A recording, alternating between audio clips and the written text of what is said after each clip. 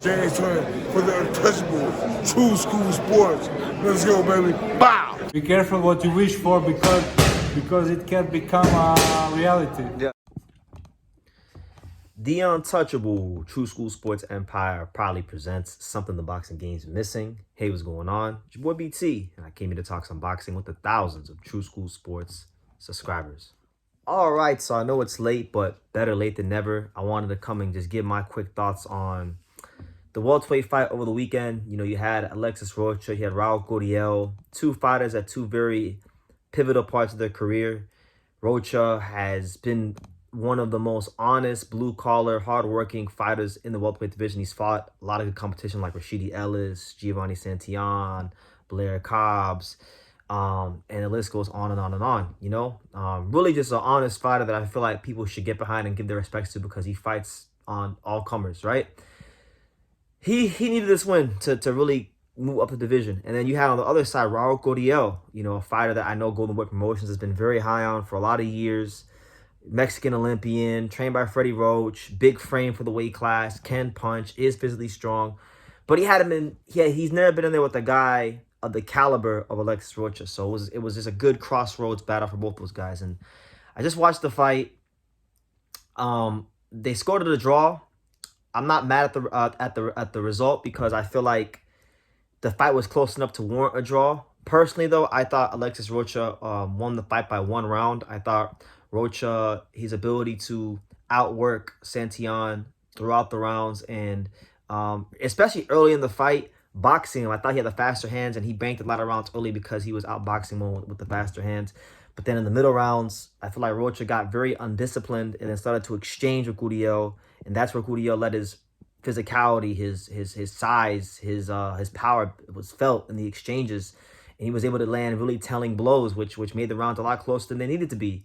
I think if Rocha would have boxed a mentally disciplined, 8 to 10 rounds, he would have won this fight very convincingly. But he was too Mexican for his own good. He got lured into the exchanges. The same mistakes he made in the Santillan fight, he made them less in this fight, but nonetheless, he still made those mistakes with being lured into a firefight, and it made the fight really close and close enough to where the judges scored the draw. So, Raul Curiel, he was the guy that I feel like needed to have a big statement as well in this fight because, again, he has had a big pedigree being a Mexican Olympian and a fighter that Golden Boy's been high on for years now, and he didn't quite make that statement. I feel like Rocha and Curiel are on the same level. I feel like, every now and then in boxing, you get fighters that really and truthfully are made for each other. Like style-wise, they're made for each other. Skill level is really close. And I feel like this fight is a very intriguing rematch, and it could be the start of a very intriguing rivalry. And truth be told, just being honest with you guys, I think these two are so evenly matched in skill set, in attributes, what they bring to the table, especially when you consider the stages of the career they're at. I actually think that this could be a trilogy, really. I think the rematch could be close enough to where the fight could warrant a trilogy. And it's actually, believe it or not, going into 2025, Curiel versus Rocha, the rematch will be one of the most important fights in the division because when you look at where both guys are ranked, these guys are ranked damn near in every sanctioning body. Most of the time, they're in the top 10. I think Rocha's like number 2 in the WBO. Curiel's like number 7 or something like that in the WBC. They have high rankings in the weight class. So these are actually two of the more important welterweights in the division. And when you consider how good this fight was, it makes them even more important in the division. So the way I see it is this. They got a really entertaining rematch that they have in 2025. If it's close again and it winds up being a draw or a close win, I feel like you could do a trilogy or even 4 fights. I mean, I think these guys are that evenly matched where you could actually do 3 or 4 fights. And those don't come around in boxing, but I feel like with these guys, it's possible that could be the case. I think Rocha needs to graduate to the levels that guys like Ryan Rozicki graduated to when he fought Yamil Peralta in the rematch. A guy like Gabe Rosado graduated to when he fought Daniel Jacobs, And that's, being a fighter that has a tendency to brawl. Their mental makeup is to brawl and get stuck in and really just be in those big exchanges. But like the guys that I mentioned, the aforementioned fighters like Ruzicki, like Rosado, they had points in their career where they had to mature and develop and box a mentally disciplined 12 rounds, which means you box behind the jab and you don't sacrifice your range or your balance to get into an exchange and get hit with something stupid. And that's what I feel like Rocha was doing a lot in this fight in the middle rounds, and that's made the fight so close. If he can find, if Rocha finds it within himself to calm himself down, find that mental composure on fight night, he can beat Curiel pretty soundly. Because Curiel got slow feet. Curiel is a above average puncher, but he's not an elite puncher. He'll only be a elite puncher if you stand right in front of him and you abandon your defense, which Rocha did. If Rocha can do what he did in the early rounds for the whole fight, I think Rocha could box him and beat him convincingly. But it's gonna take a shift in mindset, a shift in mentality, and a lot of mental discipline. So I look forward to the rematch.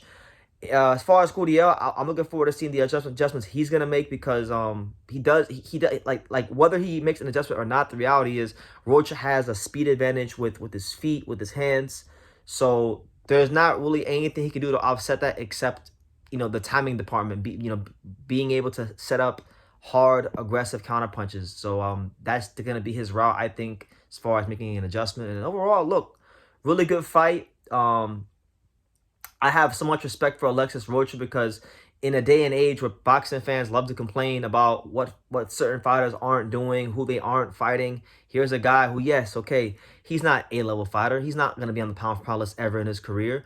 But Alexis Rocha has constantly, win, lose, or draw, showed that willingness to fight the best fighters available. Blair Cobbs, Rashidi Ellis, Curiel. I mean, he almost damn near got a Terrence Crawford fight. If you guys remember, because Terrence Crawford had went to the Golden Boy office and for a time before the Spence fight got made, looked like Terrence was going to sign a Golden Boy, and Rocha was ranked like #1 at the time before he lost to Stadion in the WBO. So I have so much respect for Alexis Rocha because he's given so much to this division in as far as entertaining moments and entertaining nights like the Blair Cobbs fight, like the Santillon fight, like this fight, and that'll continue with the rematch. So much respect to him. Much respect to Raul Curiel, who I think in this fight, even in a draw, he's solidified himself now as a legitimate top 15 guy because now he's shown what he can do against a legitimate top 15, top 10 caliber guy in the division in Rocha. And yeah, what did you guys score? Let me know in the comments down below. Do you think Curiel won? Do you think Rocha won? And who do you think wins the rematch and why? Leave your comments down below. Make sure you guys take the time to subscribe. And like I say in every single one of these videos, you can love me or you can hate me. But I'm just a kid from Daniel. So until next time, take care, guys. Thank you for watching another video on the untouchable True School Sports Empire. For more great boxing content just like this, make sure you guys click right over here. Keep watching my boy BT put on the best interviews out here.